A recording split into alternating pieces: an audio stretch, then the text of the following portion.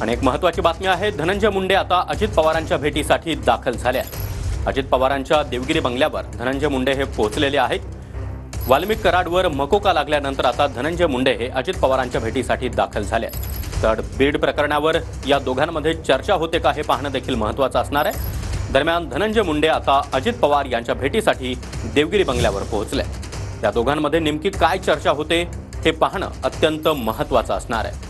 दरम्यान तिकडे केजमध्ये वाल्मिक कराडवर मकोका लावण्यात आलेला आहे। त्याचबरोबर हत्येच्या गुन्ह्यामध्ये तपासासाठी एसआयटीला परवानगी देखील मिळालेली आहे आणि याच पार्श्वभूमीवर आता धनंजय मुंडे त्याचबरोबर अजित पवारांची ही भेट अत्यंत महत्त्वाची मानली जाते।